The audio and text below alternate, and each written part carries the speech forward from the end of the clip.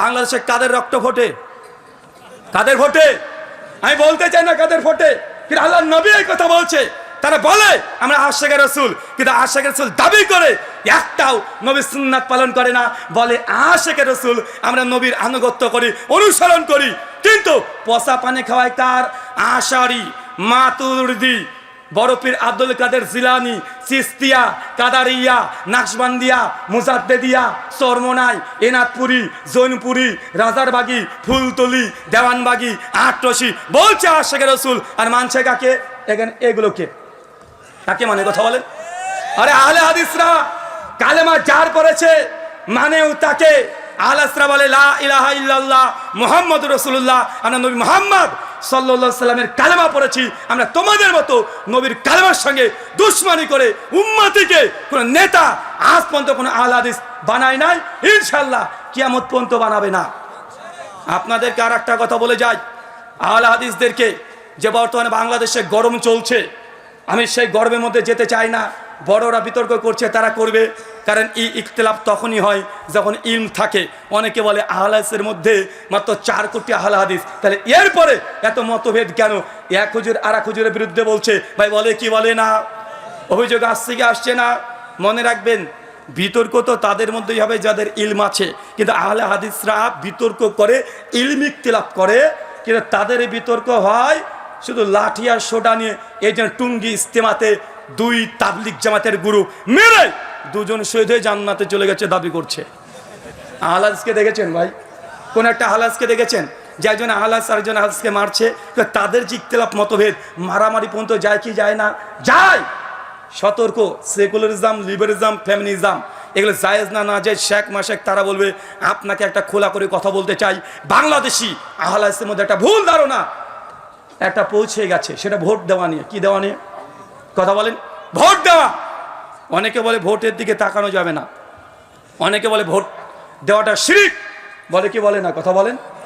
আমি আপনাকে দুটো ফেস বলি, দুটো চিত্র বলি, শুধু উপর উপর কথা বললে হবে না, আগে গভীরে আপনি দৃষ্টি দিয়ে দেখতে হবে। শুধু বাংলাদেশ 90% মুসলিম রাষ্ট্র, মুসলিম সংখ্যাগরিষ্ঠ দেশ দেখলে হবে না।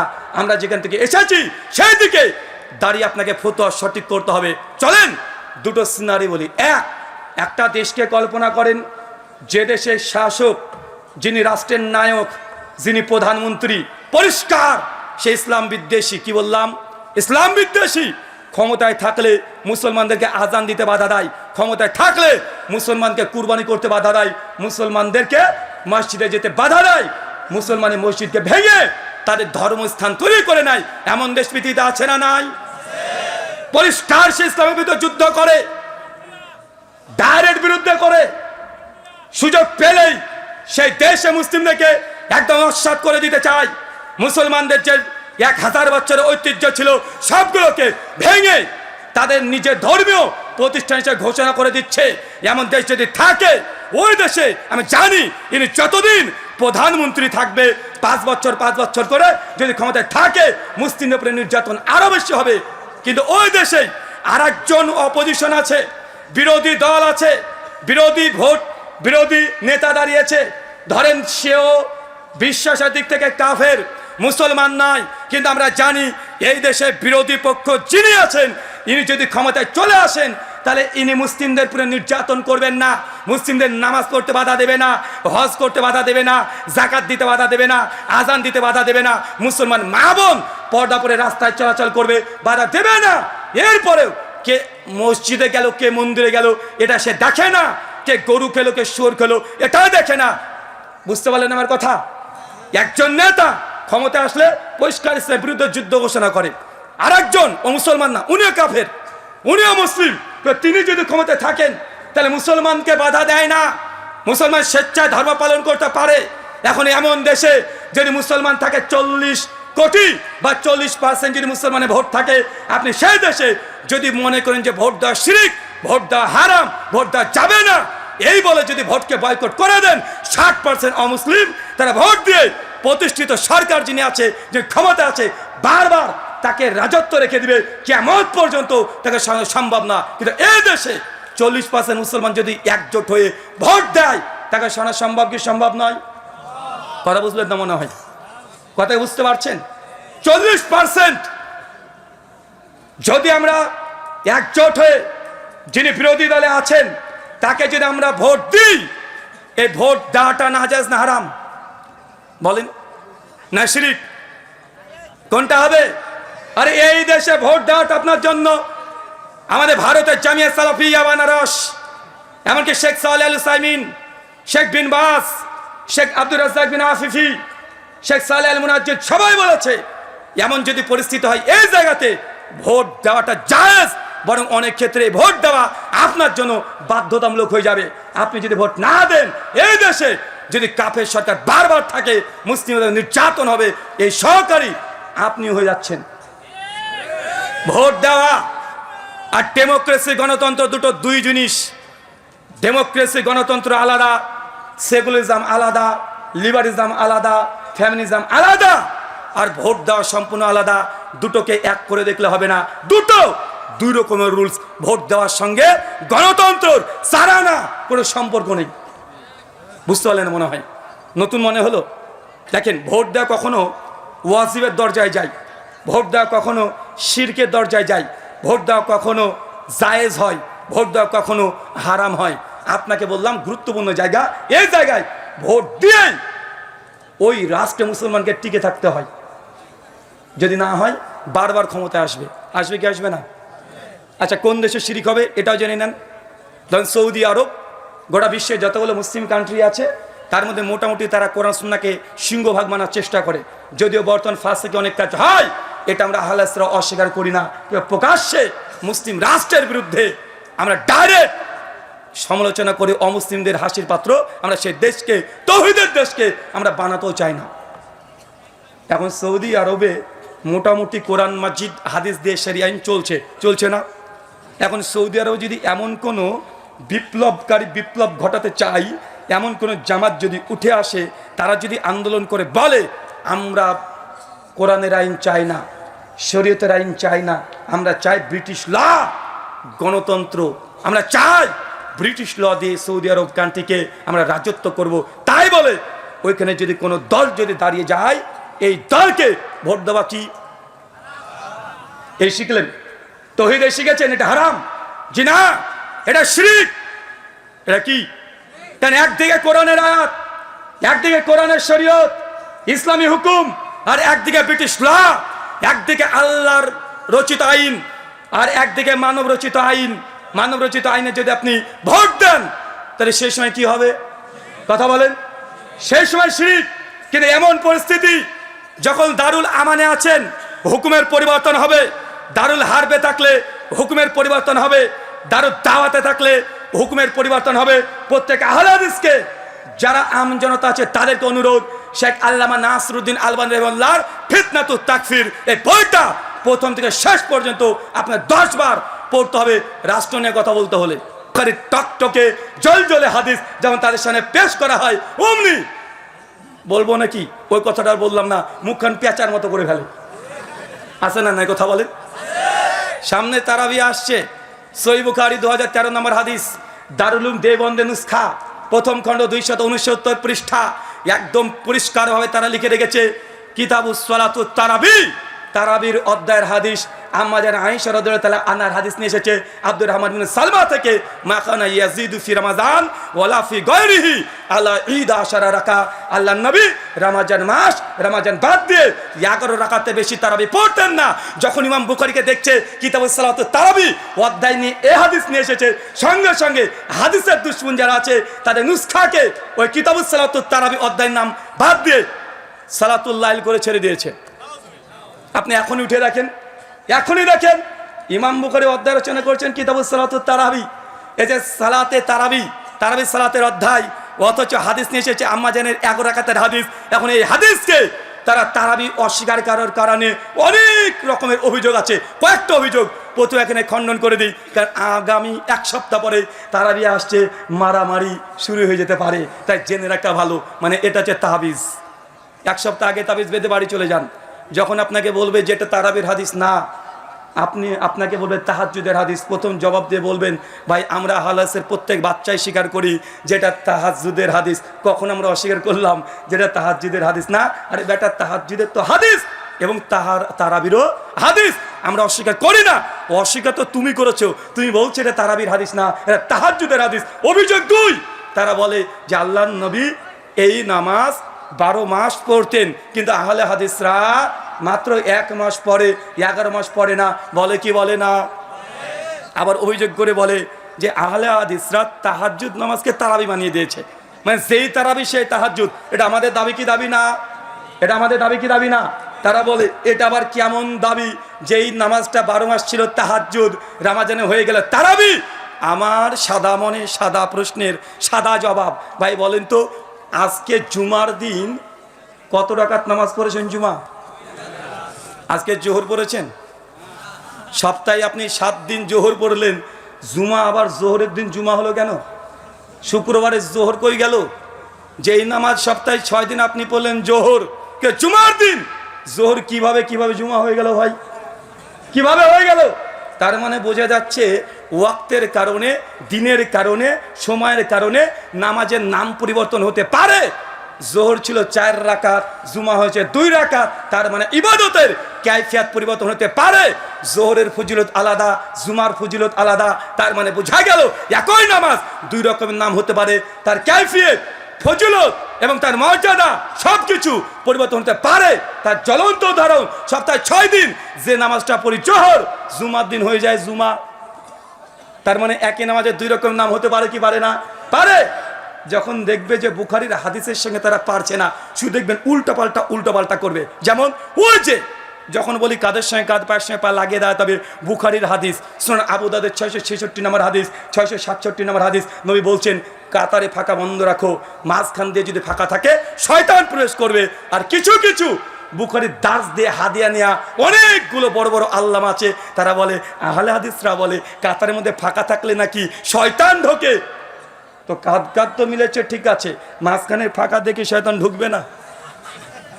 দেখেছেন নবীর হাদিসকে মানবে না, তারা অস্বীকার করবে, নিজেদের মাযহাবের বিরুদ্ধে চলে যাওয়ার জন্য হাদিসের মধ্যে তারা উঙ্গলি পড়ার চেষ্টা করে, তারা আঙ্গুল দেওয়ার চেষ্টা করে। এই আচরণ ছিল ইহুদিদের। কাদের কথা বলেন? তুমি আচরণ করবে, তোমার আচরণ, তোমার ব্যবহার, তোমার চিন্তা চেতনা সবগুলো ইহুদিদের মতো। আর পাল্টা অভিযোগ করে আহলে হাদিস তারা নাকি ইহুদির দালাল, বলে কি বলে না? সূরা বাকারা খুলেন, সূরা নম্বর 2 আয়াত নম্বর 60 থেকে 70 নম্বর আয়াত, বাংলা ইসলামিক ফাউন্ডেশনে পড়ে নেবেন। যারা দেওবন্দি হাজরাত আছে, তারা যদি আহলে হাদিসের কোরআনের অনুবাদ পড়তে অ্যালার্জি হয়, আশরাফ আলী থানভীর বাংলা অনুবাদ কোরআন মাজিদ অনুবাদ করা হয়ে গেছে। যারা বেরলবি মানে সুন্নি মানে জিলাপি, তারা যদি আহলে হাদিসের কোন অনুবাদ কোরআন পড়তে অ্যালার্জি থাকে, তারা আহমেদ আলা হযরত আহমেদ রেজা খান বেরলবির কানজুল ইমান নুরুল ইরফান বাংলাদেশ থেকে অনুবাদ হয়ে গেছে, একটু দেখে নেন। সূরা বাকারা 60 থেকে 70 নম্বর আয়াত, নবী মুসা আলাইহিস সালাম আল্লাহর সঙ্গে 40 দিন সাক্ষাৎ করে আসলেন। আল্লাহ নবী মুসাকে বললেন, মুসা যাও এই ইহুদিগুলোকে বলো তারা যেন একটা কুরবানি করে। ইহুদিরা এত বড় বদমাশ, এত বড় খাটাস, আল্লাহর আইন তারা মানতে চায় না, সব সময় এই আঙ্গুল দেওয়া স্বভাব। সঙ্গে সেই ইহুদিরা নবী মুসাকে বলছেন, মুসা সত্যি কি আল্লাহ আমাদেরকে কুরবানি করতে বলেছে? মানে টেনশনে পড়ে গেছে, কথা মনে বুঝলেন না? নবী মুসা হ্যাঁ আল্লাহ তো বলেছে, আল্লাহ বলেছে কুরবানি করতে। বলছে একবার জিজ্ঞাসা করে এসে তো তোমার রবকে, আল্লাহকে, কুরবানি যে করব, কি কুরবানি করব? গরু না ছাগল না দুম্বা? মুসা নবী বলছে আল্লাহ গরু কুরবানি করতে বলেছে। বলছে গরু বলেছে? সত্যি? আচ্ছা তোমার আল্লাহকে জিজ্ঞাসা করে এসে তো গরুটার কালার কি হবে? লাল না সাদা না কালো না গোলাপি, কি কালার হবে? দেখছেন ইহুদির বাচ্চার প্রশ্ন, মানে আল্লাহর বিধান মানবে না, একটার পর একটা অনর্থক প্রশ্ন। নবী মুসাকে আল্লাহ জানিয়ে দিলেন, বলো ধূসর রঙের যেন গরু জবাই করে, যেন কুরবানি করে দেয়।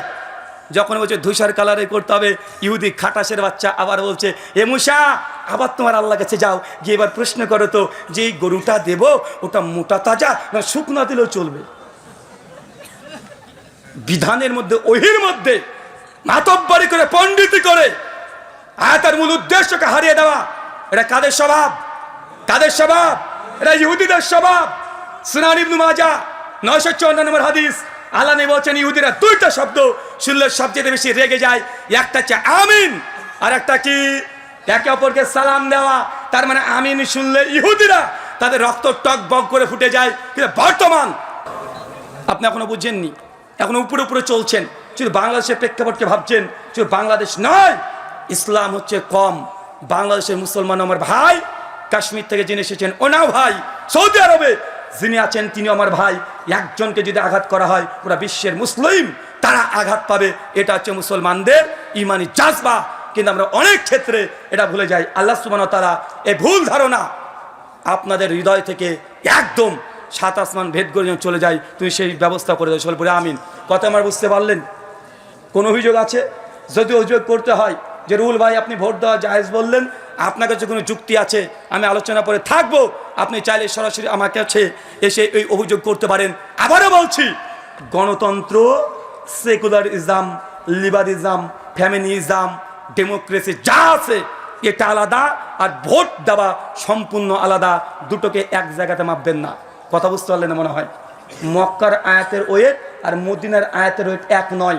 মক্কায় নবীজির চিন্তা চেতনা যা ছিল আর মদিনার চিন্তা চেতনা এক নয়। মাক্কি জীবনে নবীজি যেইভাবে উম্মতকে নিয়ে চিন্তা করেছে আর মদিনাতে গিয়ে কেমন চিন্তা করেছে একটু আপনাকে আগে পড়ে বুঝতে হবে। নবী সিরাত পড়েন, বুঝে নেবেন দারুল আমানের হুকুম কি আর দারুল হারবের হুকুম কি।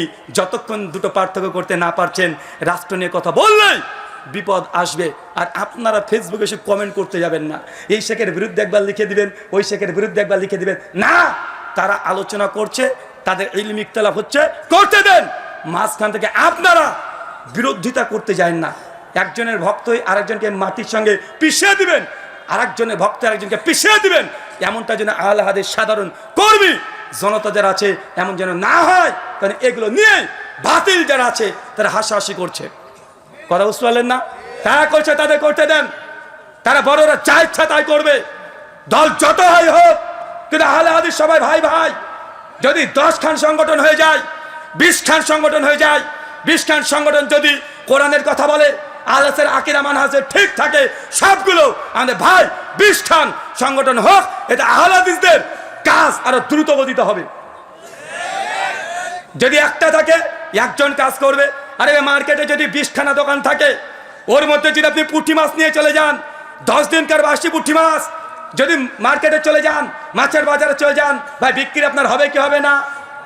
মার্কেটে গেলে দেখবেন পচা পুঁটি মাছও বিক্রি হয়, আবার 4000 টাকা দামের ইলিশ মাছও বিক্রি হয়ে যায়।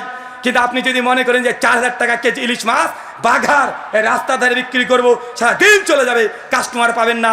কিন্তু বাজার যখন থাকবে অনেকগুলো মাল, যখন আহলের মধ্যে 20 খান যদি সংগঠন হয়ে যায়, দল যদি হয়ে যায়, তারপরেও এটা আহলের জন্য এটা কল্যাণকর। কেন?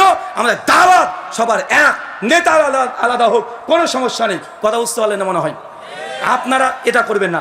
উপর মহলে যারা আছে তারা ভালো বোঝে, আমাদের চাইতে অনেক বেশি বোঝে। ফিল্ডের বাইরে থেকে হাততালি দিতে ভালো লাগে, যখন কেউ বলটা ধরতে পারলো না আর আপনি বলছে হাই হাই এই সহজ বলটা ধরতে পারলো না, এই গোলটা দিতে পারলো না, ওটা আপনাকে সহজ মনে হচ্ছে, আপনি টিভির পর্দাতে আছেন। যারা নেতৃত্ব দিচ্ছে, যারা ওপরে আছে, তারা আপনার চাইতো জেনে রাখেন কয়েক লক্ষ গুণ বেশি বোঝে। আপনি পেছন থেকে, আপনি নতুন আহলে হাদিস হয়েছেন, আপনি চিনবেন ব্রাদার রাহুল বড় বক্তা, আপনি চিনবেন জামশেদ মজুমদার অনেক বড় বক্তা, অনেক বড় আলোচক, আপনি চিনবেন আব্দুল্লাহ বিন আব্দুর রাজ্জাক অনেক বড় বক্তা। কিন্তু আপনারা চিনতে পারবেন না প্রফেসর ডক্টর আসাদুল আল গালিব, কোন মাপের আলেম।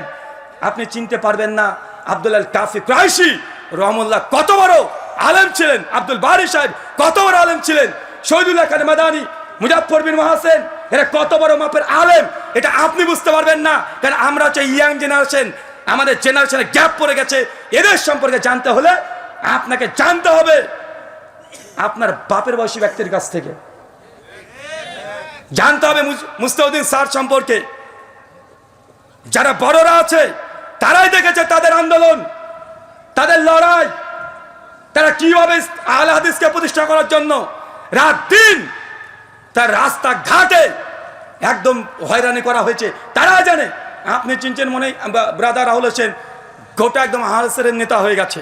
আপনি মনে করছেন যে আব্দুল্লাহ বিন আব্দুর রাজ্জাক গোটা বাংলাদেশের নেতা হয়ে গেছে। আপনি মনে করছেন যে অমুক বক্তা গোটা বাংলাদেশের নেতা হয়েছে। না, আমরা জাস্ট কর্মী। আমাদের কাজ আপনাদের শুধুমাত্র ফিল্ড পর্যায়ে, মাঠ পর্যায়ে।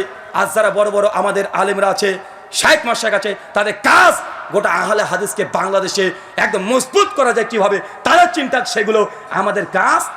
ওই রফুলে দেন জোরে আমিন না আসতে আমিন, আমাদের কাজ এটা বেদাত ওটা শিরিক, এগুলো প্রচার করে জনসাধারণকে আহলে হাদিসের দাওয়াতগুলো বলেন, তাদের কাজ কি? এই জন্য আমি গত বছর বলেছিলাম না, আপনাদের রংপুরে রংবাজ হুজুর যখন বলেছিল যে তার নাকি খুব শখ 10 জন কওমি হুজুর নিয়ে আর 10 জন আহলে হাদিস হুজুর নিয়ে বাহাস করাবে, সব জেগেছিল না গত বছরে? আমি ভেবেছিলাম, আপনাকে বলে গেছিলাম, এই স্টেজ থেকে বলে গেছিলাম, শুধু মানে জায়গাটা পরিবর্তন হয়েছে, আগে ছিল ওই ভেতরে, আজকে হচ্ছে একটু বাইরে, কিন্তু প্রতিষ্ঠান কিন্তু একটাই। আমিও বলে গেছিলাম ভাইজান এই শখ যখন করেছে শখ পূরণ হবে, গত বছর বলে গেছিলাম এত তাড়াতাড়ি যে শখ পূরণ হবে আমি বুঝতে পারিনি। গত বছর শখ পূরণ হয়েছে কি হয় নাই? তারাবি ওমর বিন খাত্তাব কত রাকাত চালু করেছিলেন? 8 রাকাত না 20 রাকাত? এটা নিয়ে বিতর্ক দেখেছেন না? দেখেছেন তো? মুজাফফর বিন মুহসিন হাফেজুল্লাহ বলে গেলেন না, আহলে হাদিসের যদি একটা জেনারেল শিক্ষিত সাধারণ কর্মীও থাকে, তারপরেও এই বাংলার বুকে না গোটা বিশ্ব জগতে কোরআন এবং হাদিসের দাব দিয়ে বাতিলদেরকে দলিল দিয়ে দাফন করে ছেড়ে দিতে পারে। ভাই আমি আগে বলেছি আমি আলেম না, আর যদি আমাকে কেউ যদি আলেম না বলে, এটার আমার কাছে অ্যান্টিভেনাম জবাব আছে, আর যে জবাব দেব ওই জবাব ও হজম করতে পারবে না, ও বিষ্ঠে মরে যাবে। একটু দিয়ে দিই, বারবার বলে যে তুমি আলেম না। ভাই আলেমকে পৃথিবীতে দেখাও আমাকে, কে আলেম? এনাতুল আব্বাসী, উনাকে আলেম বলবেন? কিছুদিন 2 বছর আগে আলাউদ্দিন জিহাদি পরিষ্কারভাবে বলে দিয়েছে এনাতুল্লাহ আব্বাসী ও আলেম না, জাহেল। বলি না ভাইজান? আবার এনাতুল্লাহ আব্বাসী আলাউদ্দিন জিহাদিকে জাহেল বলেছে। কিউট বয় রেজাল করিম আবরার আবার চ্যালেঞ্জ করেছে আলাউদ্দিন জিহাদিকে, এক পারা যদি ফতোয়া স্বামীর নেড়া আরবি টাকলা আরবি পড়ে দিতে পারে তাহলে নাকি বাহাসে জিতে দিবে, মানে আবরারের কথা অনুযায়ী। এই দেখেন আলাউদ্দিন জিহাদি মূর্খ জাহেল, তো আলেম কে রে ভাই? তুমি যাকে আলেম বলছো, তোমাদের গ্রুপের ব্যক্তিকে তুমি বলছো আলেম। বাংলাদেশে বর্তমান বাইতুল মুকাররমের যিনি খতিব, নাম কি? মাওলানা আব্দুল মালিক। আমি গত বছর পর্যন্ত তার নামে শেষে বলতাম হাফেজাহুল্লাহ, গত বছর পর থেকে আর বলি না। কেন বলি না? কারণ তাকে যখন প্রশ্ন করা হয়েছে আমিন প্রসঙ্গে, ভিডিওটা ভাইরাল হয়েছিল যে কিছু কিছু ব্যক্তিরা মসজিদে আমিন বলে, আমি তার ইলমের কারণে তাকে শ্রদ্ধা করতাম, তাকে ভালোবাসতাম, তার জন্য আমার প্রত্যেক আলোচনাতে আব্দুল মালিকের নাম নিলেই আমি বলতাম হাফেজাহুল্লাহ বলতাম।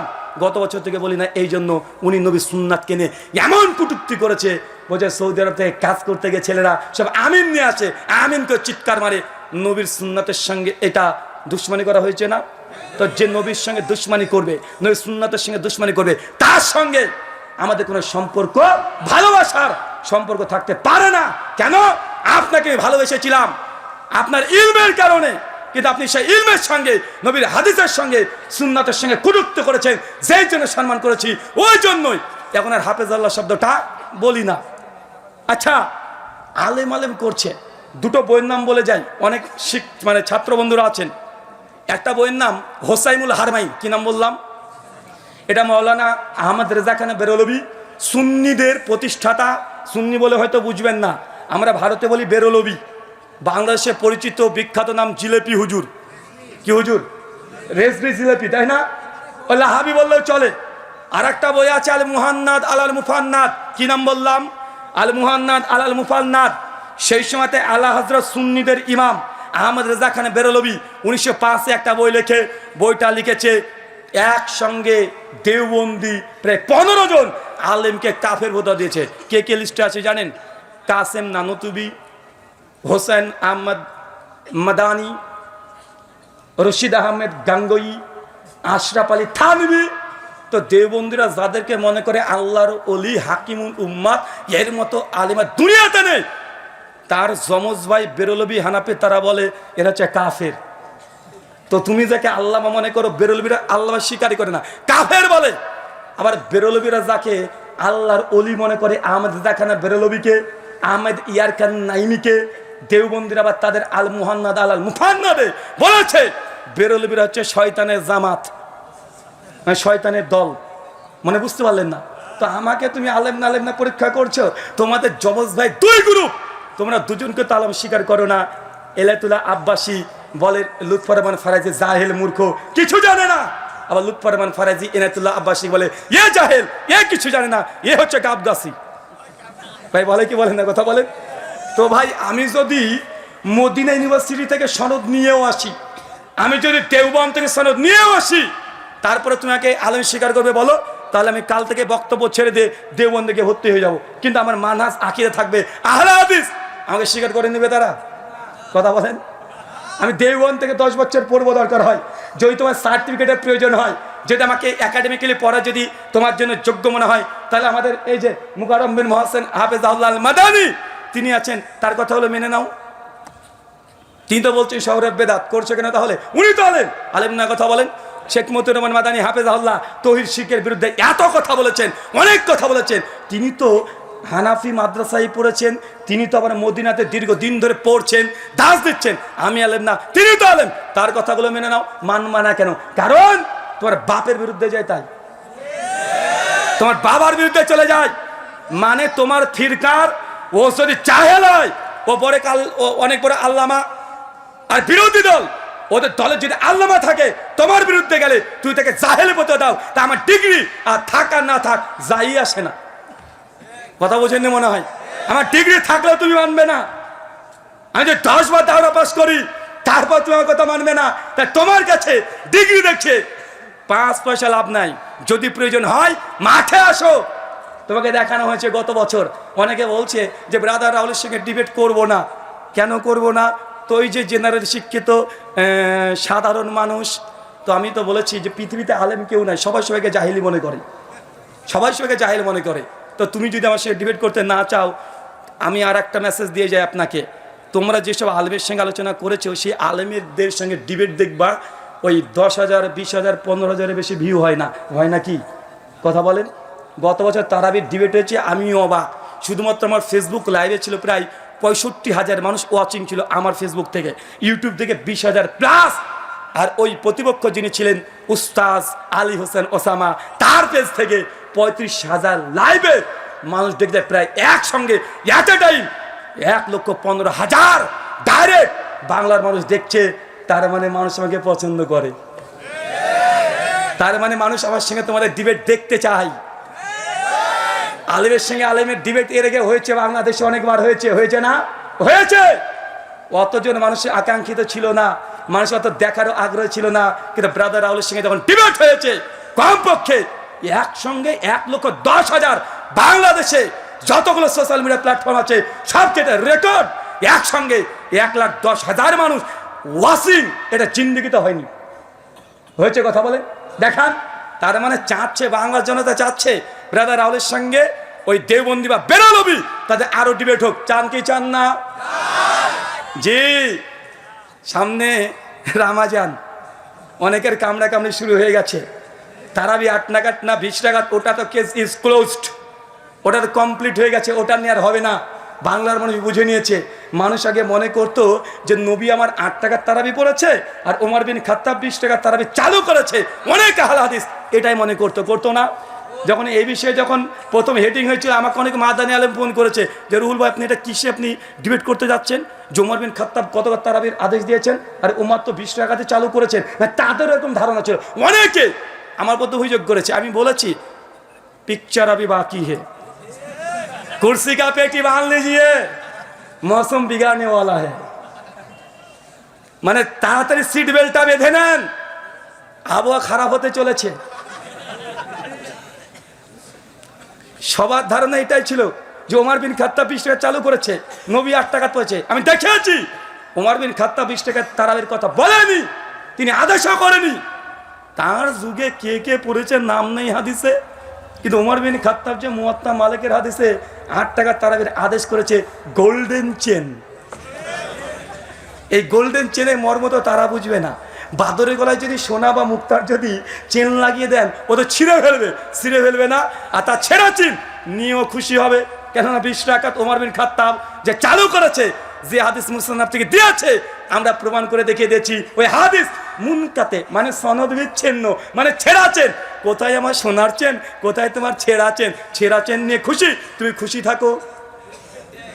তবে আর একটা বাকি আছে, রামাজান ফিতরা টাকা না খাওয়ার, কোনটা সুন্নাত? দিবে চান? কার সঙ্গে চান? প্রতিপক্ষকে? হ্যাঁ, কিউট বয় বাবা, ভোটে কিউট বয়ের নাম এসেছে। কিউট বয় তোমাকে চাচ্ছে রামাজানে ফিতরা টাকা না খাওয়ার। রেডি? রেডি তো আপনারা? আচ্ছা, উনি বলবেন যে না উনি জেনারেল আর ও হচ্ছে মিনারেল। ও হচ্ছে মিনারেল। কি কথা বলেন? মিনারেল আর আমরা চাই জেনারেল। তো ভাই জেনারেল কাছে একবার তো এসেছিল না? ডিবেটটার নাম দিতে হবে না, দাও আলোচনা, দাও পর্যালোচনা, দাও মিটিং, দাও বৈঠক, যা ইচ্ছা তাই নাম দিয়ে দাও, তাও কোনো সমস্যা নেই। যে লাউ সেই কদু, কথা বুঝলেন না? মানে পেস্টিজে বাঁধে, বলছে ডিবেট নামে যা যাবে না, কি নামে আসতে হবে? পর্যালোচনা। তাই আসো, যে পারে সব জায়গায় পারে, তাই না? যে পারে সে সব জায়গায় পারে। আহলে হাদিস জনতা চাচ্ছে এবছর রমজান মাসে ফিতরার আগে ফিতরার টাকা দেয়া সুন্নাত না খাবার দেয়া সুন্নাত? এই মাসালায় যত দেবন্দি বাংলাদেশে আছে, ইন্ডিয়াতে আছে, সুন্নি বেরলবি যা আছে, সবাই না ভাবতে পারে সবাইকে হয়তো চ্যালেঞ্জ করব, অত নিচে আমরা নামতে পারবো না। সুরের সঙ্গে লড়াই করার জন্য ওই নর্দমায় নেমে কাদা মাখতে রাজি নই। যারা মূল স্ট্রিম আছেন তারা আসেন। আর যদি মনে করেন যে না আমার ডিবেট করার জন্য ইজাজত লাগবে, এখানে মাদানী সাহেব আছে, তিনার সম্মতি নিয়েই এই বিতর্ক হবে। চান কি চান না? কথা বলেন। 1 cute boy, 2 play boy, 3 night boy. নামগুলো জানা আছে তো? কিউট বয় কে বলেন তো? সবাই তো জেনে নিয়েছেন। নাইট বয় কে? ওই যে রাত্রিবেলা চশমা পরে, অটো তালাক বউ করে দেয়। আমি ঘরে থাকবো, বউ নিয়ে আমার বউকে তালাক দিয়ে দেয়। এদের তো চরিত্র খুব ভালো না, কথা বুঝলেন না ভাইজান? 3 নম্বর প্লে বয়, রংপুরে রংবাজ হুজুর, গত বছর থেকে ভ্যানিশ, আর নাই। আর দেখা যায় আল্লাহ নাকি ইহুদিদের বিরুদ্ধে কথা বলে না, ফিলিস্তিনের যুদ্ধের জন্য কথা বলে না। গত বছর 5ই আগস্টে যা ঘটে গেছে, ওই প্লে বয়কে মাঠে দেখা যায় না, ও ঘুমিয়েছিল।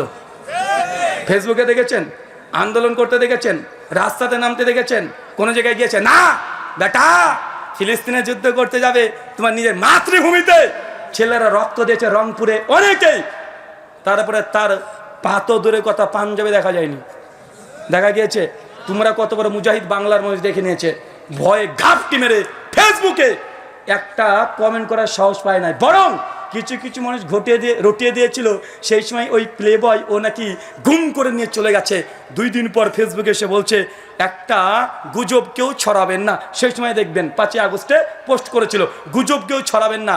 অনেকে ভাবছেন আমি ওই আদনান না নাদান, মানে শিশু বাচ্চা, ওই নাদান ও নিজে পোস্ট করে বলে দিচ্ছে যে দেখেন আমাকে কেউ গুম করেনি, আমি সুস্থ আছি, স্বাভাবিক আছি, আমি এই মুহূর্তে কোরআন এবং হাদিসের অনেক গভীর মুতালা করছি। বেটা বাংলাদেশ যাচ্ছে ভেসে আর তুমি মুতালা করছো।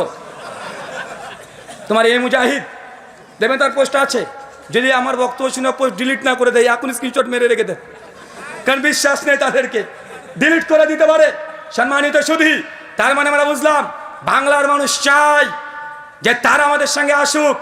নামও যে 3 জনে বলে দিয়েছি, কয়েকটা নাম নতুন যুক্ত হবে এবছরে।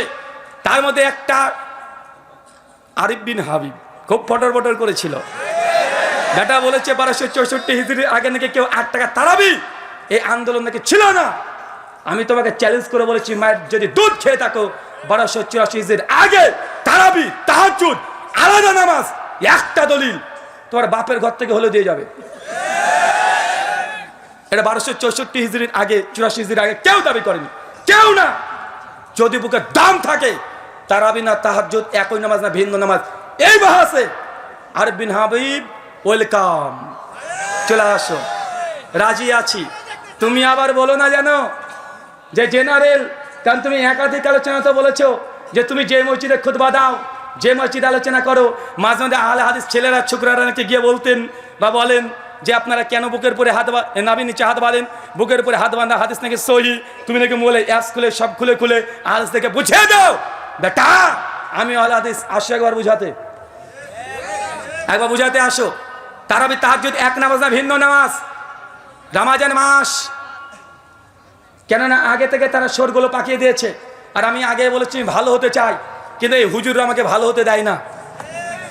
আমি কত চেষ্টা করি ভালো হয়ে যাব, বারবার চেষ্টা করি যে আমার এই ভাইদের সঙ্গে ডিবেট বাহাস মোনাজারা করবো না, বারবার শুধু পেছনে খোঁচা দেয়। তো খোঁচা দিলে তো বাসঝাড় রেডি আছে না নাই? তুমি খোঁচাখুচি করবা, বাসঝাড় নেবা না, তোমাকে বাসঝাড় নিতে হবে। আর আমরা দেওয়ার জন্য সবসময় প্রস্তুতি নিয়ে থাকি। তার জন্য আপনি আগে বলে দিয়েছি, তারাবি তাহাজ্জুদ যদি দাম থাকে, কিউট ভাই তুমি চলে আসো, না পালে তোমার প্লে বয়কে পাঠিয়ে দাও, তাও না পালে নাইট বয়কে পাঠিয়ে দাও, তা না পালে আরিফ বিন হাবিব, এখনও তার সঙ্গে ভদ্রতা হচ্ছে, যতদিন সে ভদ্রতা দেখাবে। তারপরে আরো যদি না হয়, তোমাদের কি যেন নাম, আর একটা কি নাম যে ওটা, হ্যাঁ ও বাচ্চা ছেলে রফিকিকে তো 2017 সালে মালিটোলা মসজিদে সাইজ করে ছেড়ে দিয়েছি, বেচারা তারপর থেকে আর কথা বলে না। লুৎফর রহমান ফারাজি ও লিস্ট থেকে আউট হয়ে গেছে, ওকে মানে মঙ্গল করে খুঁজতে হবে, ওকে দেখাই যায় না। দেখা যায় আর তামিদুল মাওলা ও গায়েব, অদৃশ্য, ও বৃহস্পতি গ্রহে বসবাস করছে এখন। কিন্তু এখন মাঝে মধ্যে একটু উঠবই, লাভ দিত অনেকটা কমে গেছে, কিন্তু ইদানিং ফেসবুকে আবার শুরু হয়ে গেছে। বড় শয়তানগুলোকে বেঁধে দেয় রামাজান আসে, ছোট শয়তান ওরা কিন্তু খুচাখুচি করবে, করে কি করে না? তাই আগে থেকে জানিয়ে দিলাম, पेटी का कुर्सी, कुर्सी का पेटी बांध लीजिए, रमजान आ रहा है, मौसम बिगड़ने वाला है। आगे থেকে রেডি হন, সময় দিয়ে দিলাম 10 দিন সুযোগ পাবা।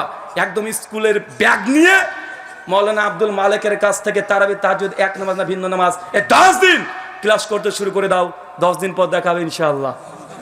ক্লাস করো, একদম শিশু বাচ্চা ছেলে মতো পড়তে চলে যাও 10 দিন। আমি 10 দিন পড়তে পারবো না, 10 দিন আমি আছি, এখানে প্রোগ্রাম আছে, তুমি পড়তে যাও, পড়াশোনা করে আসবে, ভালো করে পড়াশোনা করে আসবে, একদম ভালোভাবে পড়াশোনা করে এসে আহলে হাদিসের জেনারেল শিক্ষিত একজন ছাত্রের কাছে এসে দলিল দিও, তোমার দলিলকে কিভাবে বুঝিয়ে দিতে হয় আমরা ঠিক বুঝাতে পারবো। আল্লাহ সুবহানাহু ওয়া তাআলা আমাদের বোঝার তৌফিক দান করুন, আমিন। ভাবেন না যে অহংকার বা গৌরব করলাম, কারণ আমি চাই আমাদের আলেম ওলামা শেখ মাশায়েখ এদের কাছ থেকে আমরা কি শিখি। শেখদের ডিবেটের জন্য আমি বলি, বারবার বলি, কোনো শেখ মাশায়েখ তারা যেন ডিবেটে না যায়। আরে আমরা আছি, ওরকম ছুঁচো মারতে কামান ব্যবহার করার দরকার নাই, মশা মেরে হাত গন্ধ করার দরকার নেই। ওই সব গন্ধ কীটগুলোকে মারার জন্য আমরাই যথেষ্ট আছি। যে কোনো এই কয়জন আসুক, হ্যাঁ ওই যে আলাউদ্দিন জিহাদি চাচু চাচি গায়া,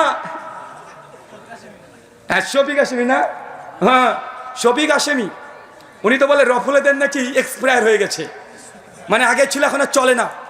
বসে রাখো একবার, শফিক হাশেমি সাহেব একবার বসে রাখেন, চ্যালেঞ্জ করলাম, একবার রফুলেন কি মানসুক এই মাসালে বসে রাখেন, বাংলার মানুষকে জানতে দেন তারা কোন হাদিসের প্রতি আমল করে। বাংলার মানুষের জানার অধিকার আছে না নাই? কতদিন আর চাপাবাজি চলবে? মাযহাবের নামে কতদিন চাপাবাজি চলবে? জোর গলায় বলছে যে আমাদের ইমাম আবু হানিফা এক ইশাতে ওযু করতেন, ফজর পর্যন্ত এক ওযুতে নামাজ পড়তেন। কত বড় ইমাম তুমি দেখেছো? আহলে হাদিসরা তাকে এবার মানে না, বলে কি বলে না?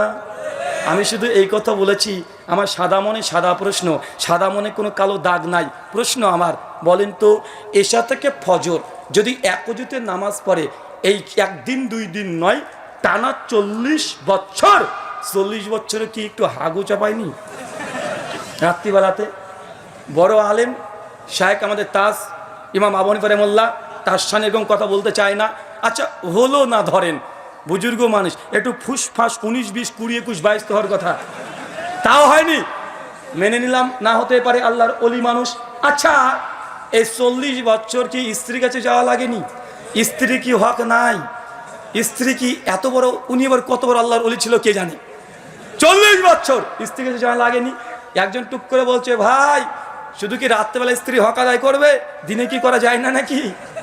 আমি বলেছি ফতোয়া স্বামী 27 নম্বর পৃষ্ঠায় তারপরে লিখে দিয়েছে, ফাজলে আমলের করাচি পাকিস্তান থেকে ছাপা 360 পৃষ্ঠায় ওখানে লিখে দিয়েছে ইমাম আবু হানিফা রাহিমাহুল্লাহ 50 বছর টানা দিনে রোজা রাখতো, দিন শেষ। ওইদিকে রাত শেষ, এদিকে দিন শেষ। আমার এটা প্রশ্ন না, এটা ইলমি প্রশ্ন। যারা শিক্ষক উস্তাদ ছাত্র আছেন, আচ্ছা বলেন তো তাহাজ্জুদ নামাজ কাকে বলে? ঘুম থেকে উঠে যে নামাজ পড়া হয় এটাই তো তাহাজ্জুদ। ইমাম হাজার আসকালানী তার তালখিসুল হাবির 1237 নম্বর হাদিসের অধীনে আলোচনা করেছেন। ফতোয়া শামিতে হানাফিদের কিয়ামুল লাইল 2য় খণ্ড 88 পৃষ্ঠায় লিখেছেন, তাহাজ্জুদের জন্য শর্ত হচ্ছে ঘুম পাড়া। যদি আলসরা একমত না, তাহাজ্জুদের জন্য হচ্ছে ঘুম থেকে উঠে নামাজ পড়াটা শর্ত, মানে ঘুম শর্ত। কি শর্ত? ঘুম শর্ত। ঘুমবিহীন কেউ যদি রাত্রে জেগে থেকে যে নামাজ পড়ে ওটা তাহাজ্জুদের নামাজ নয়, ওটা মুতলাকান নফল নামাজ হবে। কি নামাজ হবে? মুতলাকান নফল নামাজ। চাচা মাসালা বুঝেছেন তো? বুঝতে পারছেন না? মানে তাহাজ্জুদ পড়তে হলে কি করতে হয়? আগে ঘুমাতে হয়। আচ্ছা চাচা, ঘুমালে কি ওযু থাকে? বুঝেননি মনে হয়। ঘুমালে কি ওযু থাকে? তো ইমাম আবু হানিফা যদি না ঘুমায় তাহলে তাহাজ্জুদ পড়েনি 40 বছর। আর যদি বলে না তাহাজ্জুদ বলেছে তাহলে ওযু ভাঙতে হয়েছে ঘুমের কারণে। মানে বুঝতে পারেননি? মানে ইমামে আজম আবু হানিফা রাহিমাহুল্লাহর মাকাম বর্ণনা করতে গিয়ে তার তাহাজ্জুদ ধ্বংস করে মুকাল্লিদ জাহেলরা ছেড়ে দিয়েছে। যে ওযু টিকায় তাহলে তাহাজ্জুদ পড়েনি, কারণ তাহাজ্জুদের জন্য ঘুম শর্ত। আর ঘুমিয়ে গেলে নেন ঠেলা, এবার ওযু ভেঙে গেছে। যেদিকে যাতে যেতে চাই যা। 364 নম্বর পৃষ্ঠায় একজন বুজুর্গের কথা লিখেছে, আমার কাছে নিয়ে এসেছি, ভাবছিলাম যে এটা নিয়ে কথা বলবো। ফাজাইলে হাজ লিখছেন যে এক বুজুর্গ ছিলেন 12 দিন এক ওযুতে নামাজ পড়েছে। চিন্তা করে নেবার কত বড় বুজুর্গ। 12 দিন। আমি তখন বললাম যে 12 দিন ও মানে পটিও করেনি। আল্লাহর ওলির সঙ্গে গুস্তাকি করতে হয় না, করলাম না। 12 দিন একটু হাগু করেনি, একটু 19, 20, 20, 21, 22 করেনি। এই মানে 12 দিন এক ওযুতে এতদিন নামাজ পড়েছে। মানুষ না পায়জামা ছিল? আমার আর একটা প্রশ্ন, আচ্ছা বলেন তো 12 দিন যদি এক ওযুতে নামাজ পড়তে পারে হুজুরে, তাহলে 12 দিন নিশ্চয় তার ওযু ভাঙেনি। আর ওযু একটা ভাঙার কারণ হচ্ছে ঘুমিয়ে যাওয়া। মানে বেটা 12 দিন ঘুমায়ও নি। আমি আজকে গুগল করে দেখছিলাম যখন এই ঘটনাটা পেলাম যে গিনেস বুকের রেকর্ড কতদিন আছে যে মানুষ না ঘুমিয়ে থাকতে পারবে। একজনের নাম এসেছে, উনি হচ্ছেন ইংল্যান্ডের। উনি না ঘুমিয়ে টানা 7 দিন ছিলেন। কয়দিন? 7 দিন। মেডিকেল অনেকগুলো আমি তথ্য একটু ঘাটাঘাটি করলাম।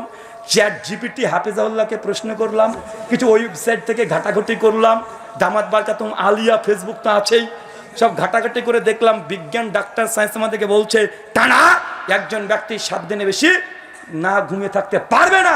সর্বোচ্চ 5 দিন পারবে। 5 দিন যে না ঘুমায় তারপরে ও মানুষ থাকবে না, ও পাগলা হয়ে যাবে। তার মানে বুঝে নিয়েছি তোমার ওই হুজুর হয় সে মিথ্যুক ছিল, নচেত পাগল ছিল।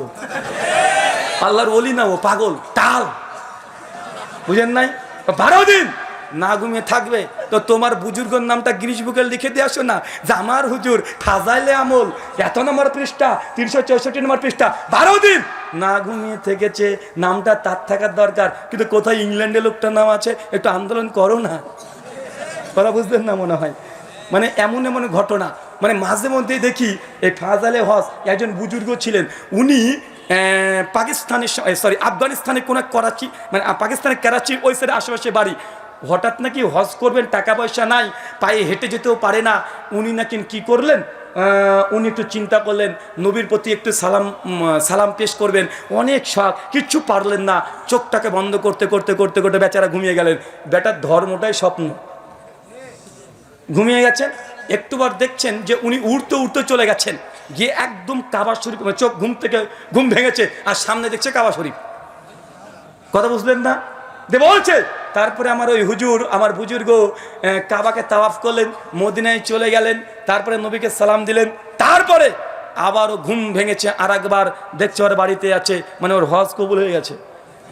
আমার সাদা মনে সাদা প্রশ্ন, ভাই যদি ভারত, বাংলাদেশ, পাকিস্তান থেকে যায় কেউ উমরা বা হজ করতে, তো তাকে ইহরাম বাঁধা লাগবে না? তো তোমার হুজুর ইহরাম কখন বেঁধেছে? ও তো ডাইরেক্ট কাবা দেখেছে। মানে বুঝলেন না মনে হয়? মানে এই ভণ্ডদের বদমাইশিদের মানে কারামত দেখা দেখে বেটা ইহরাম ছাড়া তোমার হজ উমরা হবে? তো তুমি ইহরাম কোথায় বাঁধলে? তো তুমি যে লিখে রেখেছো ডাইরেক্ট চোখ খুলে দেখছে কাবা, তো কাবার সামনে ইহরাম বাঁধতে হবে নাকি রে বেটা? মানে এরা শরীয়তের জ্ঞান জিরো পরিমাণেও ছিল না। মানে এই ঘটনা থেকে বোঝা যায় মানে আপনার ওই পীর সাহেব দেখবেন মাঝে মধ্যে উঠতে পারে। এমন ঘটনা শোনেন না, আরে আমার পীর বাংলাদেশের বক্তা বলছে তুমি জানো আমার পীর কত বড় পীর? তো কত বড় পীর? বলছে আমার পীরের সঙ্গে একদিন আমি ওয়াজে গিয়েছি, রাত্রিতে ফিরে আসলাম, হঠাৎ দেখছি ঝড় বৃষ্টি, রাত 2টো তখন বাজে, ভয় খেয়ে গেলাম যে কিভাবে এখন পদ্মা নদী পার করব। মানে আপনাদের চরমনায় পীর সাহেব ওয়াজ করছে, তার ভক্তবিন্দুরা যার নাকি বেগুনেও জিকির করে, শোনেন নাই? ওদের সবাই আল্লাহর ওলিকে চিনেছে কিন্তু ওয়াহাবিরা চিনেনি। আমার পীর সাহেব এত বড় পীর, সিংহ এসে প্রণাম করে চলে যায়। তোমার পীর সাহেবকে একটু ডেকে নিয়ে এসো, আমাদের কলকাতার চিড়িয়াখানায় ঢুকে দেবো, 10 মিনিট থেকে দেখিও। ওই যে সবাই চিনেছে আল্লাহর ওলিকে, ওই সিংহ নাকি চিনে নাই। ভাই বলে কি বলে না? তারপরে বলছে যে পীর সাহেব হঠাৎ দেখছি ঝড় বৃষ্টি, কিভাবে নদী পার হবো? নদীর কাছে এসে দেখি মাঝিও নাই, নৌকায় নেই, মহা মুসিবত। পীর সাহেবকে বললাম পীর সাহেব কিভাবে নদী পার হবো? আমার তো ভয় লাগছে। বলদ নামক মুরিদকে পীর বলছে বাবা তোমার কাছে জায়নামাজ আছে? জি আছে। সঙ্গে বগল থেকে বের করে জায়নামাজটা পীরকে দিয়ে দিয়েছে, পীর নিচে পেতে দিয়েছে। তখন বলছে শোন তুই জায়নামাজে দাঁড়িয়ে যা, মনে মনে আমার নাম স্মরণ করতে থাক। এমন পীর সাহেবের সঙ্গে মুরিদ জায়নামাজে উঠে দাঁড়িয়ে আছে। মুরিদ তখন বলছে একটু পর দেখছি আমার জায়নামাজ উঠতে উঠতে উঠতে উঠতে একদম নদী পার করে আমাদের বাড়ির সামনে একদম বসিয়ে দিয়েছে। আমিও বুঝলাম যিনি এই ঘটনা লিখেছেন উনি আলিফ লাইলা অনেক বেশিবার দেখেছেন। জায়নামাজকে উঠে নিয়ে বেড়াচ্ছে। মানে এদের ভণ্ডামি যা আছে সবগুলো কেচ্চা কাহিনী জমা করে রেখে দিয়েছে এইসব গ্রন্থগুলোতে। মানে জায়নামাজে উঠছে, মানে পীর সাহেব উঠতে পারে। বলছে আমার বুজুর্গ 3 দিনে 3 মাসের রাস্তা এক পলকে পার করে দিয়ে চলে এসেছে। ভাই বলে কি বলে না? আমি তো গতকালকে কোথায় প্রোগ্রাম করছিলাম জানো? ওটা সুন্দরগঞ্জে কালকে প্রোগ্রাম করছিলাম। আমি বাংলাদেশের পীরদেরকে বলেছিলাম যে আপনারা যদি উঠতে টুটতে পারেন তো আগামীকাল রাজশাহীতে দারুল হুদা কমপ্লেক্সের আলোচনা সম্মেলন আছে। তো গোটা বাংলাদেশের যত পীর আছে সবাইকে আমি চ্যালেঞ্জ করেছি। এই চ্যালেঞ্জ পীর সাহেবের মরা পর্যন্ত, আমার মৃত্যু পর্যন্ত না, তার মরা পর্যন্ত কিছু করব না। জাস্ট আজকে রাজশাহীতে আছি, পীর সাহেবের বিমানের টিকিট আমি করে দেব, খেদমতের ব্যবস্থা আমি করে দেব, তার যদি কোনো কিছু লাগে টাকা পয়সা হাত দিয়ে সব দেবো, সমস্যা নেই। শুধু রাজশাহী বিমানবন্দরে আমি আর পীর সাহেব উঠে পড়বো। আমরা যাব ঢাকা, যখন বিমানটা ছেড়ে দিবে অনেক উঁচুতে, বিমানটা যখন চলবে মাঝ পথে গিয়ে পীর সাহেবকে বিমানের দরজা খুলে নিচে ধাক্কা মেরে ফেলে দেবো। পীর সাহেব মানুষকে উপর থেকে ফেলে দিলে তো নিচে এমনি পড়বে, গ্র্যাভিটি আমাদেরকে তাই বলে না? তাই না? মানে উপরে ফেললাম কোথায় পড়বে? স্বাভাবিক। এটা হচ্ছে নিচে, এটা কোনো কারামত নেই। কারামত কোনটা? ওই যে উপরে যখন চলবে পীর সাহেবকে ধাক্কা মেরে ফেলে দেবো। একটু ঢাকা বিমানবন্দরে, শাহজালাল বিমানবন্দর, আল্লাহর অলির নামে বিমানবন্দর, ওই বিমানবন্দরে আস্তে আস্তে আস্তে আস্তে ল্যান্ড করে দেখাও। আমি উঠতে বলবো না বাবা, আমি উঠতে বলছি না, এটা ল্যান্ড করে দেখাও। তুমি নাকি 3 মাসের রাস্তা 3 দিনে পার করে দাও। তুমি নাকি বাড়িতে বসে বসে মক্কাতে নামাজ পড়ো। ভাই বলে কি বলে না? মানে পীর সাহেব এত বড়, মানে এত বারবার উঠতে পারে, তো বিমান থেকে ধাক্কা মারে ফেলে দেবো, ল্যান্ড করে দেখাও। এই জন্য বলেছি পীর সাহেবদের যা কারামত, আগেকার পীর সাহেব যতই ধরনের কারামত দেখবেন, পীর পানি দিয়ে চলতে পারে, পীর আকাশে উঠতে পারে, পীর সাহেব আগুনে চলতে পারে, সবগুলো আজ থেকে 100 বছর আগেকার কারামত। 100 বছর আগে যে পীরগুলো ছিল তাদের এই কারামত ছিল, কিন্তু 100 বছরের মধ্যে ভাই পীর আছে না নাই? পীর হয়েছে কি হয় নাই? বাংলাদেশে 1 লক্ষ কোনো পীর আছে। তো পীর সাহেব আগেকার পীরের তো এতগুলো মজেজা ছিল, কারামত ছিল, আপনি তো পীর। আপনাকে ছোট্ট একটা বার্তা আপনাকে বলে দিই যে এখন আপনাদের কারামত আর চলে না কেন? কারণ এই দেখেন ক্যামেরাগুলো আছে হয়েছে, পীর সাহেবদের কারামত ওই দিন থেকে গায়েব হয়ে গেছে। বেটাদের আর কোনো কারামত হয় না, আর নদীতে চলতে পারে না, আকাশ আর উঠতে পারে না, আগুন আর জ্বলতে পারে না। আর কোনো পীরকে দেখেছেন? আর পারে না। কেন? ক্যামেরা আবিষ্কার হয়ে গেছে এই কারণে। ক্যামেরার সঙ্গে যে কারামতের কি সম্পর্ক এটা বুঝলাম না, কিন্তু এটাই বাস্তব। ক্যামেরা যেই দিন আবিষ্কার, পীরদের কারামত সেই দিন ফিনিশ হয়েছে কি হয় নাই? ফিনিশ হয়েছে না? माने दाल में कुछ काला है, काला नहीं है बल्कि पूरा डाल ही काला है। माने डालेर मध्य काला माने माने डालेर मध्य किछु किछु कालो कालो आछे, माने किछु किछु कालो ना, गोटा डालटाई कुचकुचे कालो एদের। আল্লাহ সুবহানাহু ওয়া তাআলা এই সব ভণ্ডদের থেকে আমাদের বেঁচে থাকার তৌফিক দান করে, সকলে পড়ি আমিন। 15টা অ্যান্টিভেনাম নিয়ে বাড়িতে যাবেন। রমজান মাস আসলে একটা প্রশ্ন আসবে আপনাদের কাছে বারবার, কি প্রশ্ন? যে আহলে হাদিসরা উমর বিন খাত্তাবকে মানে না, বলে কি বলে না? কেন? কারণ উমর বিন খাত্তাব 20 টাকা তালাবির কথা বলেছে, উমর বিন খাত্তাব 3 তালাকের ফতোয়া দিয়েছে, আহলে হাদিসরা মানে না, বলে কি বলে না? আমি প্রমাণ করেছি উমর বিন খাত্তাব 20 টাকার তারাবি নাই, 8 টাকার তারাবি চালু করেছে। বরং যারা আমাদের প্রতি অভিযোগ করেছে তারাই উমর বিন খাত্তাবকে মানে না। কেন? উমর বিন খাত্তাব 8 টাকার তারাবির কথা বলেছে। আমি আরো 15টা মাসালা বলবো, যে মাসালাই হানাফি ভাইরা উমর বিন খাত্তাবকে মানে নি। কয়টা বলবো? না 16টা বলি। 8 টাকার তারাবি ডবল 16, একটু বোঝাটা বেশি হয়ে যায়। নিয়ে যাবেন তো ইনশাআল্লাহ? বারবার বলে না যে এরা উমর বিন খাত্তাবকে মানে না, উমর বিন খাত্তাবকে মানে না, বারবার অভিযোগ। মাত্র 16টা বলি। এক, মাসালা মুসান্নাফ ইবনে আবি শাইবা হাদিস নাম্বার 3988, কানজুল উম্মাল হাদিস নাম্বার 22471, সব মাকতুবায়ে শামিলা থেকে সার্চ করে দেখে নেবেন, যত রেফারেন্স সব মাকতুবায়ে শামিলা থেকে নেওয়া। ওমর ইবনুল খাত্তাবের ফতোয়া হচ্ছে এইটা, একামত যদি হয়ে যায়, কি বললাম চাচা? একামত যদি হয়ে যায় তাহলে কোনো সুন্নাত নামাজ পড়া যাবে না, ফরজ নামাজের জন্য দাঁড়িয়ে যেতে হবে। এই মাসালায় হানাফিরা উমর বিন খাত্তাবকে মানে না, ডাইরেক্ট মুখের উপরে বলে দিবেন তুই মানিস না উমর বিন খাত্তাবকে, আহলে হাদিস না, তোরা মানিস না। এই মাসালায় আহলে হাদিসরা উমর বিন খাত্তাবের সঙ্গে আছে না নাই? দুই, মাসালা সুনানুল কুবরা লিল বাইহাকি আল মুতাফা 458 হিজরি হাদিস নাম্বার 4975, সনদ সহি। উমর বিন খাত্তাব 1 রাকাত বেতের পড়ার উপরে কাইল ছিলেন, তিনি 1 রাকাত বেতের পড়তেন, পড়া ফতোয়া দিতেন। হানাফি ভাইরা 1 রাকাত বিতেরকে অস্বীকার করে, এই মাসালায় উমর বিন খাত্তাবকে তারা মানে না। মাসালা 3, তাফাতুল আওয়াজি কিতাবুত তাহারাত, প্রথম খণ্ড 291 পৃষ্ঠা। পাগড়ির উপরে মাসা করা, কি কথা বলেন? পাগড়ির উপরে মাসা করা উমর বিন খাত্তাবের ফতোয়া জায়েজ, তিনি জায়েজ ফতোয়া দিতেন। হানাফি ভাইরা এই মাসালা তো উমর বিন খাত্তাবকে মানে না, বলে পাগড়ির উপরে মাসা করা জায়েজ না। ভাই উমর বিন খাত্তাবের বিরুদ্ধে কারা আছে? আহলে হাদিস না হানাফি? ভাই এই কথাগুলো বলতে চায় না, এসব অ্যান্টিভেনাম দিতেও চায় না, কিন্তু যেহেতু অভিযোগ বলতেই হয়। কমচিতে খোঁচা দিলে বাঁশঝাড় দিতেই হবে, তাই দিতে শুরু করছি, কিচ্ছু করার নেই। 5, মুসান্নাফ ইবনে আবি শাইবা হাদিস নাম্বার 7092 এবং কানজুল উম্মাল হাদিস নাম্বার 21198, সনদ সহি। কুনুতে বিতির আমরা পড়ি না বেতের নামাজে, সেই সময় রাফলিয়া দিন করে হাত তুলি কি তুলি না? হাত তুলি। ওমর বিন খাত্তাবের ফতোয়া হাত তুলতে হবে, হানাফি ভাইরা তুলে না। মাসালা 6, ইরওয়ালুল গালিল শেখ আল্লামা নাসিরুদ্দিন আলবানী রাহিমাহুল্লাহ 3য় খণ্ড 66 পৃষ্ঠা কিতাবুজ জুমা আলোচনা করতে গিয়ে অনেকগুলো দলিল এনেছে এক জায়গায়। যারা ছাত্র বন্ধুরা আছেন ভালো করে ঘেটে দেখে নেবেন। ওমর বিন খাত্তাবের ফতোয়া গ্রামে জুমার নামাজ পড়া যাবে, হানাফিদের ইজমাই ফতোয়া গ্রামে জুমার নামাজ নাই, কিন্তু তারপরেও তারা পড়ে, আছে না নাই? এই মাসালাতেও ওমর বিন খাত্তাবের যে ফতোয়া এর বিরুদ্ধে হানাফিরা আছে। মাসালা 8, জবরদস্তি তালাক হবে কি হবে না? এই মাসালা একটু খুলে বলি, ভালো লাগে। তালাকের কথা বললে ভালো লাগে, কেন বলেন তো? ওই যে অটো তালাক করে দেয় হানাফি ভাইদের ফতোয়া, কেউ যদি জবরদস্তি তালাক দেয় তালাক হয়ে যাবে। মানে আপনার বউ আপনাকে দেখাচ্ছে কেউ একটা গুন্ডা এসে দেয় তালাক দে, তোর বউকে তালাক দে, তাহলে গুলি করে মেরে দেবো। এখন আপনি ভয়ে বলে দেন তালাক তালাক তালাক, বউ অটো তালাক, ওই গুন্ডা আপনার বউকে নিয়ে চলে যাবে। মানে জবরদস্তি তালাক হবে কি হবে না? ওমর বিন খাত্তাব বলছে হবে না, হানাফি ভাইদের ফতোয়া হবে। আমি আপনাকে আর একটু ক্লিয়ার করে বলে দিই, জবরদস্তি তালাক আহলে হাদিসরাও বলে যদি জবরদস্তি প্রমাণ হয়, কিন্তু শর্ত আছে। হানাফিদের নিকটে কোনো শর্ত নেই, আহলে হাদিসদের নিকটে শর্ত। জবরদস্তি যখন হবে সেই সময়তে তার মৃত্যুর ভয় থাকতে হবে। কি থাকতে হবে?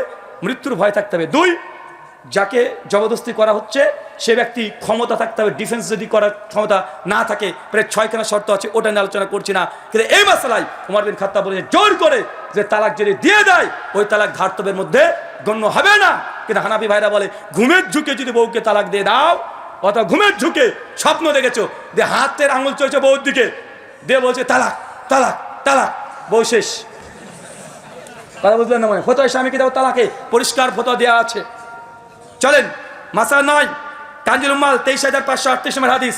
আলী মুত্তাকি হানাফির সংকলিত হাদিসের গ্রন্থ, প্রায় 50,000-এর কাছাকাছি হাদিস আছে, সনদ নেই, শুধু মতনগুলো তিনি জড়ো করেছেন। ওমর বিন খাত্তাব তিনি বৃষ্টি প্রার্থনা, ইস্তেসকা সালাতে 2 হাত তুলে দোয়া করা এবং চাদরটাকে উল্টো করে কাঁধে ঝুলিয়ে দেওয়া, তার ফতোয়া জায়েজ। সুনান তিরমিজি 559 নম্বর হাদিস আলোচনা করতে গিয়ে তিরমিজি বলছেন এই মাসালায় আবু হানিফা ইমাম আবুনবার নিকটে ইস্তেসকার কোনো সালাতই নাই, মানে বৃষ্টি প্রার্থনার কোনো নামাজই নেই। তার মানে 9টা মাসালা পালেন, যেটা হানাফি ভাইরা ওমর বিন খাত্তাবকে মানে না, 3 তালাক দিয়ে ওমর বিন খাত্তাবকে বাতিল করে দিয়েছে বেটা। আর আমাদেরকে বলে আমরা নাকি ওমর বিন খাত্তাবকে মানি না, বেটা সাধু বেশে পাকা চোর। বুঝলেন না মনে হয়? মাসালা 10 তিলাওয়াতে সিজদা। কোরআন মাজিদ পড়ছেন, সিজদার আয়াত আসে না, সেই সময় কি দিতে হয়? সিজদা দিতে হয়। আলাজদের জমহুর মুহাদ্দিস ফুকাহাদের ফতোয়া, এই তিলাওয়াতের সিজদা ওয়াজিব নয়, সুন্নাত। কেউ যদি কিছু না দেয় গুনাহ হবে না। হানাফি ভাইদের ফতোয়া না দেওয়াটা ওয়াজিব, না দিলে গুনাহ হবে।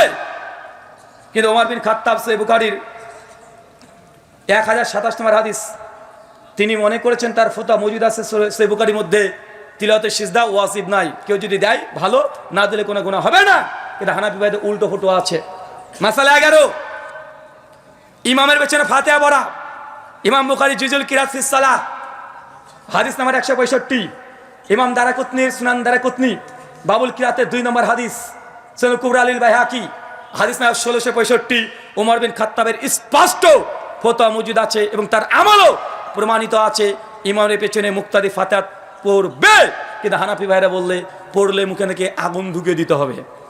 তার মানে এই মাসালায় কি হলো কথা বলেন?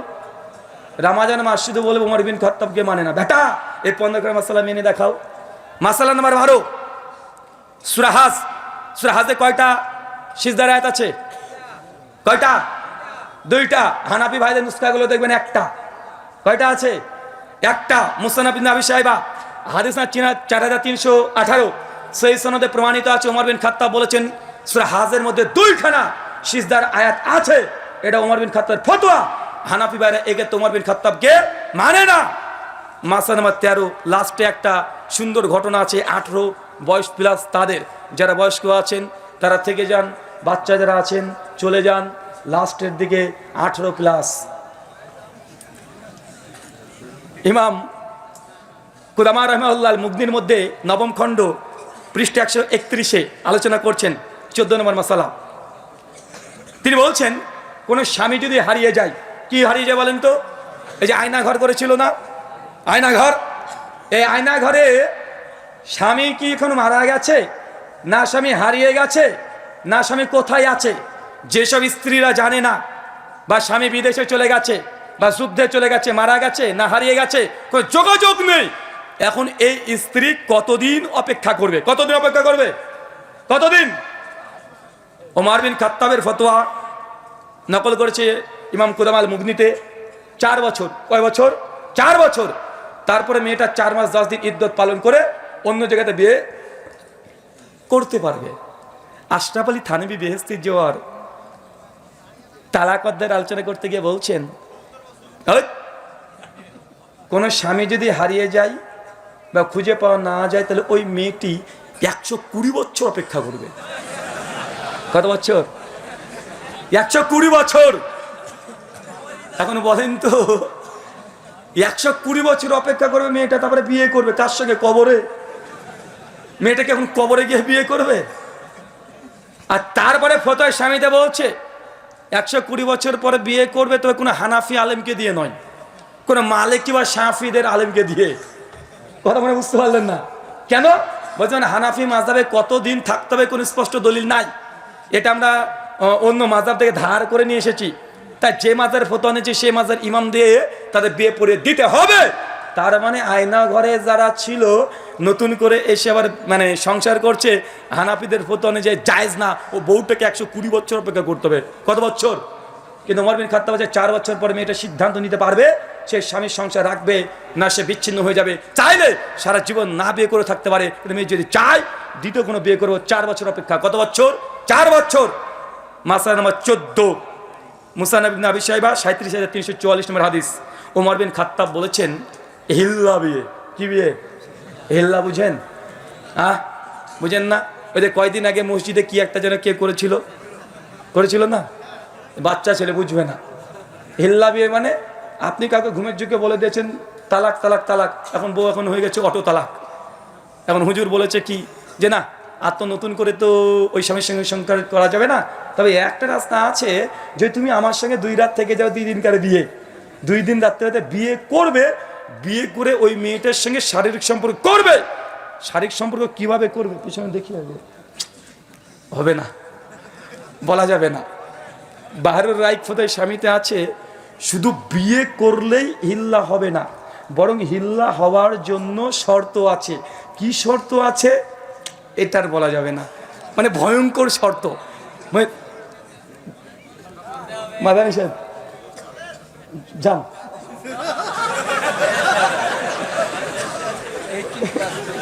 যান ওদিকে যান।